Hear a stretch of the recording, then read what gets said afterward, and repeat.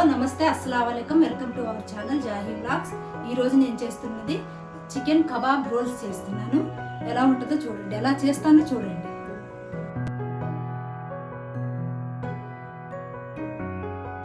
ముందుగా కబాబ్ కోసం చికెన్ని నేను ముందుగానే శుభ్రం చేసి ఉంచానండి. శుభ్రం చేసుకున్నాను చికెన్. దీంట్లోనే పసుపు కలుపుకున్నాను,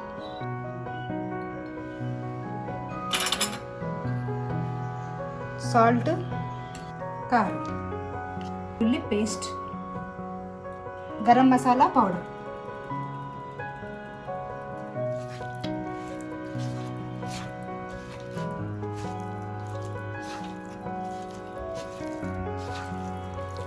మంచిగా కలిపేసుకొని ఒక గంట పక్కన పెట్టేసేయండి. నేను మైదాని తీసుకుంటున్నానండి ఈ రోటీ చేయటం కోసం. ముందుగానే జల్లిచ్చి పెట్టాను అన్నమాట. ఈ మైదాలో నెయ్యి వేసుకుంటున్నాను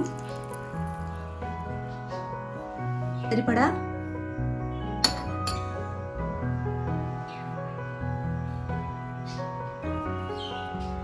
పంచదార, ఏ చపాతీ అన్నా చేసుకోవాలనుకున్నప్పటికీ కొంచెం పంచదార కలపండి, ఒక్క చిటికెడంతా బాగుంటుంది మీకు.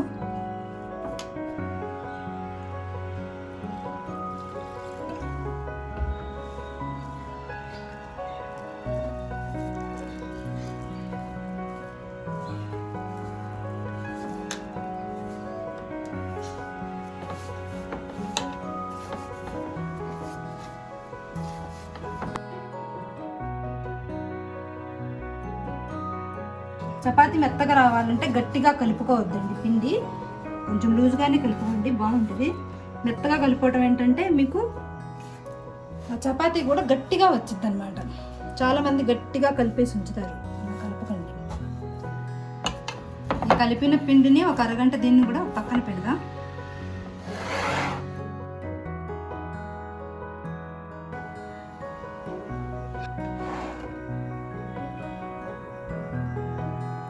కబాబ్ చేయటం కొంచెం కష్టమైనా మొత్తం ముందుగానే రెడీ చేసుకుని ఉంచుకున్నారనుకోండి చాలా బాగుంటుందండి. తొందరగా అయిపోద్ది మీకు, పిల్లలు కూడా ఇష్టంగా తింటారు.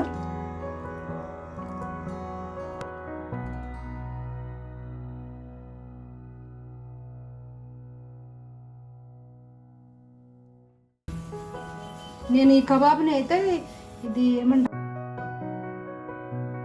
ఈ ఐరన్ తవా మీద చేస్తున్నా.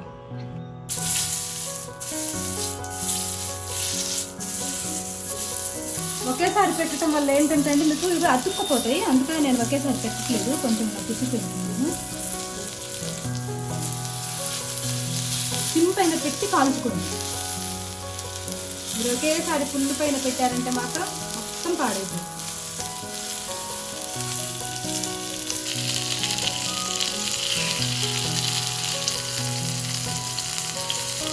ఫుల్ పైన పెట్టి అస్సలు కాల్చుకోవద్దండి, మీరు సిమ్ పైన పెట్టి 4 వైపులా కాల్చుకోండి తిప్పుతూ.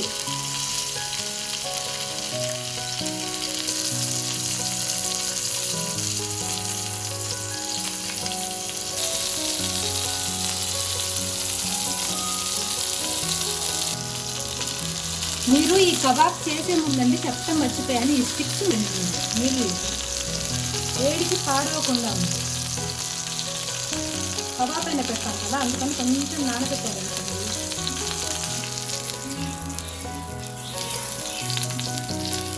కబాబ్ అయిపోయింది, కబాబ్ తయారు చేసిన అయిపోయింది. ఇప్పుడు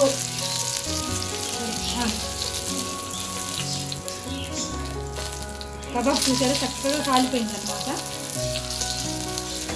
ఇప్పుడు దీన్ని దించేద్దాం.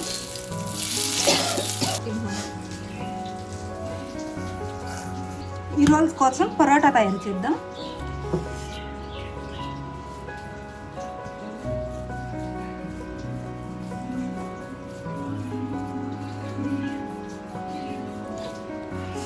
పిండిని బాగా సాఫ్ట్గా కలుపుకోండి, అప్పుడు పరోటా మెత్తగా ఉంటుంది.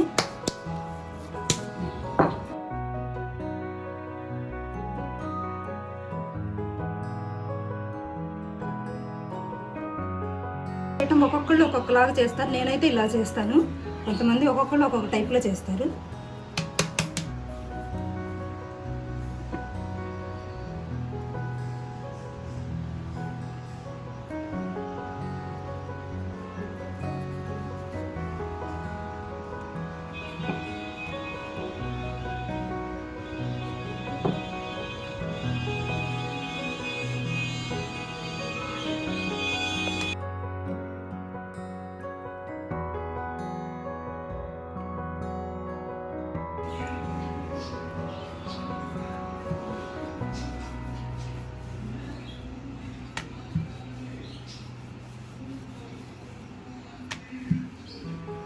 ఈ రోల్స్ చేసుకోవటం కష్టమే అయినా అప్పుడప్పుడు అలా చేసుకోండి ఇంట్లో, ఎప్పుడు బయటియే కాకుండా.